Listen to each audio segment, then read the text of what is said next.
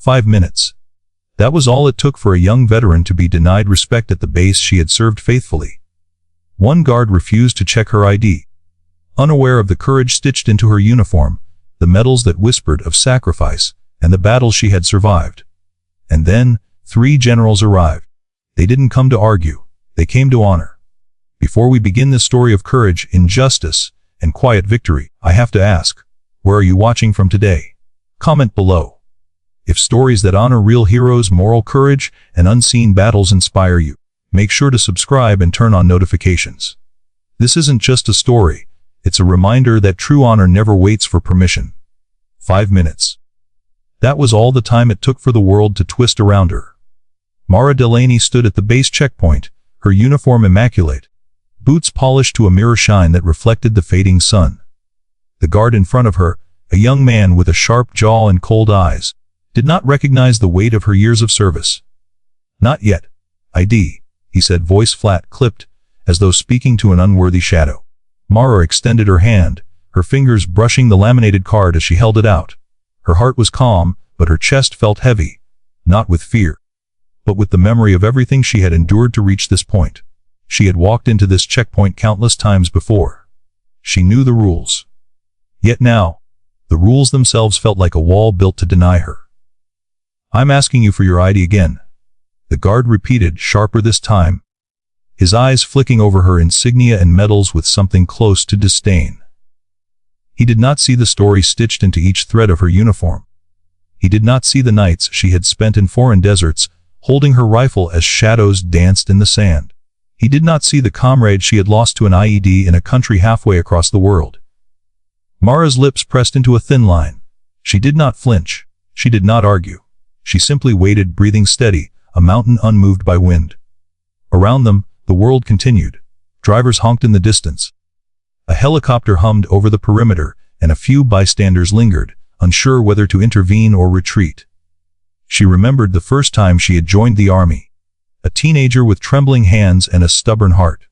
Her father had been a veteran too, proud but distant, and her mother had always warned her about the cost of courage. Mara had listened and nodded, then ran toward her destiny anyway. Boot camp had been hell. Every dawn, every drill, every push up had been a test not just of strength, but of endurance, of identity, of spirit. She had endured the ridicule, the physical strain, the relentless mental pressure. And in every moment, she had reminded herself this was her choice, her fight. Every medal on her chest, every ribbon on her uniform, was a story of survival, loyalty, and sacrifice. She thought of Captain Reynolds, who had saved her during a night patrol when a mine had almost ended both their lives. She thought of Sergeant Kwon, who had whispered words of encouragement just before a mission that had left half their squad wounded. She thought of every fallen comrade, and she carried their stories with her as armor. And yet, here she was, challenged not by bullets or bombs, but by a single man's unwillingness to see what was real. The guard shifted his weight, his eyes narrowing. "Ma'am, you can't just walk in here without proper verification. I need to see your ID, again." Mara felt the heat rise in her chest, not from anger, but from the quiet sting of injustice. She raised her laminated ID, letting the sunlight catch its edge, letting the reflection fall across his uniform chest. "This is my ID," she said calmly.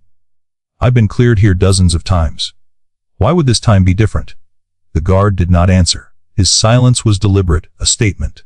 His refusal was a wall. Around them, the air seemed to thicken, heavy with tension, as though the very molecules themselves held their breath.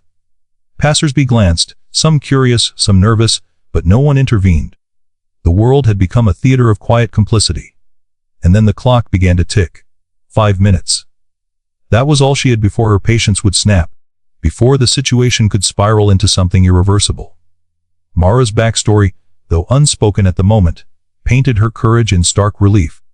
She had grown up in a small town where the wind carried the smell of pine and the distant hum of trains. She had learned early that life demanded resilience. When her brother had been lost to a sudden illness, she had learned that grief could sharpen the soul instead of dull it. When she had left home at 17 to enlist, she had taken nothing but her mother's old duffel bag, her father's worn boots, and a heart full of determination. Her first deployment had been in a place where the sun baked the earth into cracked mud and dust seeped into every pore. Every day was a struggle for survival. Every night a test of nerves. Mara had seen comrades fall, seen villages torn apart, and yet she had carried on with an almost invisible resolve. She had returned home, physically intact, but emotionally scarred, bearing the weight of stories that could never be told in full. Her uniform now was not just cloth and metal, it was a testament to all of that. Each insignia whispered of courage, each medal shone with sacrifice. Each crease in her jacket told of discipline forged through years of pain and triumph. And yet, at this checkpoint, none of it seemed to matter to the young man in front of her. As the minutes ticked by, the tension became a living thing. The guard's refusal was a knife held against her dignity. She remained silent, letting her presence speak. Letting her honor stand as unyielding proof of her right to be there. The bystanders shifted uneasily, sensing the imbalance, feeling the quiet moral weight that pressed down on them. She remembered her commanding officer's words during her last tour. Respect is earned, but dignity is inherent. Never let anyone strip it from you, Mara. Never. A subtle shift occurred. From the corner of her eye, she noticed a glint of metal on a watch. An officer observing from a distance. Someone who knew the protocol, someone who might intervene. She did not acknowledge it, she did not need to. Her calm, her presence, was enough to signal that this confrontation was far from ordinary. The guard grew frustrated. His voice rose slightly. "Mom, step back or I'll call security." Mara did not flinch. She stood, shoulders squared, chin high. Her eyes held a quiet storm, a depth of experience that could not be intimidated by mere authority. Around them, a few other personnel stopped, caught between duty and curiosity. The base had its rules, but the rules had never accounted for someone like Mara, someone whose service and sacrifice demanded recognition, whether bureaucracy allowed it or not. Then, without warning, Mara's hand moved slightly, brushing the edge of her dog tags, the cool metal a small comfort against the tension. She drew a deep breath, the scent of dust, concrete, and the lingering tang of machinery filling her senses. She let herself remember she had survived worse. She had endured fear, pain, loss. This was just another test of resolve. Moments later, the first subtle shift in the tide occurred. A vehicle rolled past, carrying someone with insignia higher than the guards. A figure that exuded authority not just through rank, but through presence, recognition, and the weight of experience. Mara did not react overtly, but the tension in the air seemed to pulse, acknowledging the approaching shift. 5 minutes passed. The guard's stubbornness had reached its peak. He did not see the story, the sacrifices, the decades of service that Mara embodied. He saw only procedure. And yet, just as the situation threatened to tip into confrontation, a new force emerged. 3 generals. Not 1, not 2, but 3 arriving simultaneously. A silent whirlwind of authority and experience. Their presence shifted the very atmosphere, a tangible wave of respect and command. Mara did not need to explain herself, her honor was already known. They had seen her service records, her commendations, her unwavering courage in theaters of war far from this base. The guard froze, the command hierarchy hitting him like a sudden gust. He had thought rules were the ultimate power. Yet here was the reminder that dignity and service carried a weight no bureaucracy could deny. The tallest of the generals approached, eyes steady, voice calm but piercing. "Mom," he said, his tone not a question but a recognition. "I believe you've been waiting long enough." Mara's lips curved in a faint, almost imperceptible smile. She did not speak, she did not need to. The injustice, the tension, the silent watch of bystanders, all of it now had a counterweight. Authority had arrived not to suppress, but to honor. The guard's face flushed with realization. He had misjudged not just Mara, but the values she represented. In the shadows of his arrogance, he had failed to see what truly mattered: honor, sacrifice, courage, dignity. And now, with the generals standing behind her, every rule he clung to seemed petty and small. Mara's story had reached a crescendo, yet the resolution had not fully unfolded. The stage was set for moral victory, for the quiet recognition that courage often waits patiently for justice to arrive, for dignity to be acknowledged. The air itself seemed to hold its breath as the base, once rigid and unfeeling, began to shift subtly, imperceptibly, toward acknowledgement. Every medal, every insignia, every line of discipline she had worn for years was now validated. Not by argument, but by presence, by recognition, by the silent weight of respect finally arriving at the right moment. And somewhere deep inside Mara, beneath the exhaustion, beneath the tension, beneath the ache of long-buried memories, a flicker of quiet triumph glimmered. She had not raised her voice. She had not demanded her rights. She had stood silent, resolute, unwavering, and the world had finally acknowledged her. The air had changed. The subtle tension that had hung over the checkpoint like a thick fog began to dissipate under the weight of something larger, something undeniable. Mara Delaney stood tall, the three generals now flanking her, their presence a quiet hurricane of authority. The guard in front of her shifted nervously. A man who had spent the last 5 minutes believing the rules were absolute, now realizing that he had been standing in the path of something far greater. The tallest general stepped forward, his eyes steady, measuring not just the guard's uniform, but the hesitancy beneath it. "Pravit," he said, his voice calm, commanding yet not cruel. "Her clearance is verified. She has been authorized to enter this base. Step aside." It was simple, plain, unyielding, but it carried with it a weight that silenced the entire area. The guard's jaw tightened. He opened his mouth to protest, perhaps to argue procedure, but the general's gaze pinned him.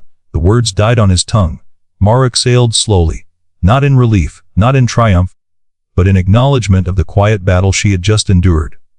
Every fiber of her body had been on alert, every memory of hardship, every loss, every victory, coalescing into a single, unwavering presence. She had faced death in far-off deserts, storms of violence, the cold stare of bureaucracy. And now she faced a man who represented the small-minded version of authority. And she had endured. The second general, shorter but equally imposing, nodded to Mara. "Your record speaks louder than any ID card," he said. His words were simple, yet they resonated like a bell through the gathered crowd. "Do not let anyone make you doubt your right to be here." For a moment, silence reigned. Even the wind seemed to pause. Bestenders who had lingered, unsure of what to do, now felt the moral gravity of the moment. They witnessed not a confrontation, but a vindication. A woman quiet, resolute, standing for dignity against indifference, had won without a single raised voice. The guard finally stepped back, his hands trembling ever so slightly. He no longer looked like the authority he had thought himself to be. In his place stood the realization of humility, a rare, uncomfortable thing that Mara recognized as another kind of victory. As Mara moved forward, her boots clicking softly against the concrete, the generals flanking her, the final general spoke, his voice deep, reverberating with a lifetime of service and understanding. "Respect is not demanded, it is recognized. And today, it was earned." The words settled in the air, wrapping themselves around every witness. Mara's eyes shimmered, not with tears, but with the weight of acknowledgement, the quiet validation of decades of sacrifice. Every mission, every sleepless night, every comrade lost and every victory won had led to this moment. And now the world, however briefly, had recognized her worth. The crowd around the checkpoint began to shift. Faces softened. Some looked down, realizing they had watched injustice quietly for too long. Others, veterans themselves or family members of those who served, gave a subtle nod of acknowledgement. Mara did not need them to cheer. She did not need applause. What mattered was the truth standing unbroken in the middle of the base: integrity, honor, courage. They did not need permission. They simply were. The guard, now silent and pale, finally spoke, voice low, almost apologetic. "I didn't know." Mara did not respond. She did not need to. The recognition in his eyes, the tremor of understanding, was sufficient. The general's presence had transformed a moment of personal disrespect into a lesson in humility, one that would not be forgotten. As she walked past the checkpoint, the sun now hanging low in the sky, Mara reflected on the quiet strength that had carried her here. She remembered the battlefield, the deserts, the mountains, the sound of her comrades' voices echoing through the night. She remembered the nights she had cried alone, the moments she had wondered whether it was all worth it, and the deep, unshakable pride that had carried her forward. Her presence at this base was not just about clearance. It was about justice, about proving that honor, courage, and dignity could not be negated by procedure alone, about showing that silence, when paired with resilience, could speak louder than any argument. The tallest general followed her as she passed, placing a steady hand on her shoulder. "Your courage isn't just in battle," he said. It's in how you carry yourself afterward. Remember that. Mara's lips curved into the faintest smile. It was not prideful.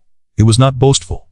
It was quiet acknowledgement of everything she had endured, of everything she had survived, and of the invisible victories that often went unnoticed. Later, the story of Mara's confrontation spread across the base. Soldiers and officers recounted the events quietly at first, then with increasing admiration. They told of how one woman had stood firm against disrespect and bureaucracy, and how 3 generals had arrived, not to discipline, but to honor. In a world often dominated by rules, deadlines, and hierarchy, Mara had reminded them that morality and respect were higher than any protocol. She sat alone in a quiet corner afterward, looking at her reflection in a polished window. The setting sun painted her face in gold and shadow, emphasizing the lines of endurance and quiet strength. She touched her medals lightly, remembering each story they carried.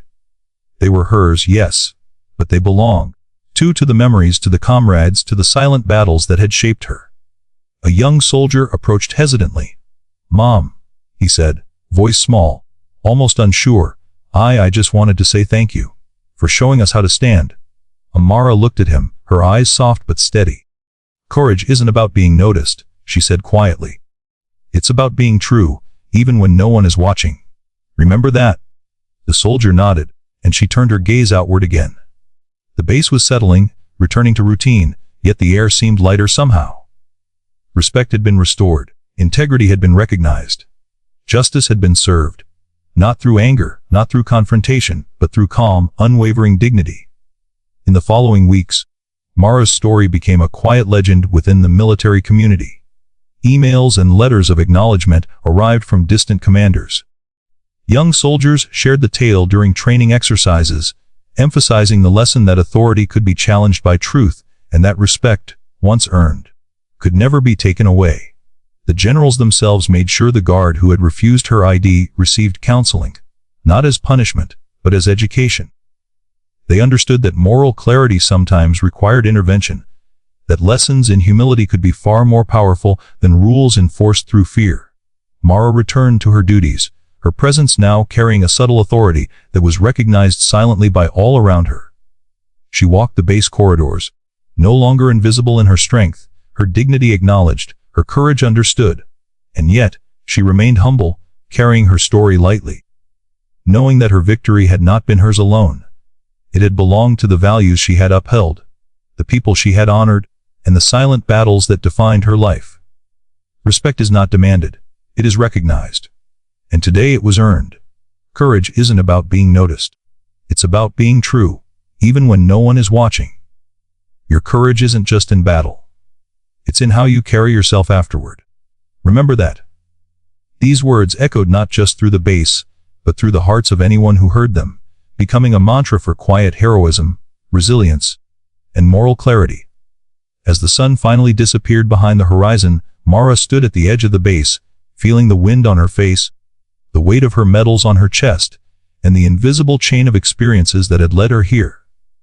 She knew that life would continue to test her, as it always had.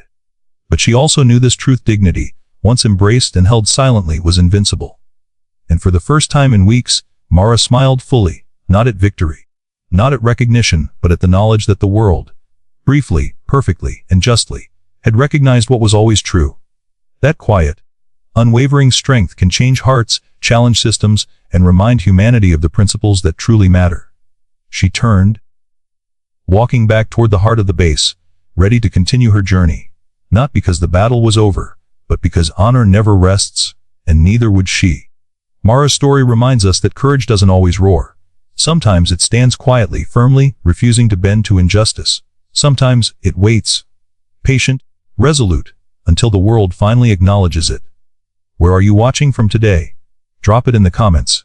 I'd love to know. Share your thoughts on Mara's story. What does courage mean to you in moments no one is watching? If stories that honor real heroes, moral clarity, and quiet strength inspire you, make sure to subscribe and join us for more stories that remind us what true honor looks like. Because some battles are invisible, some victories are silent, and sometimes the world takes a little longer to catch up. But when it does, justice shines brighter than any medal.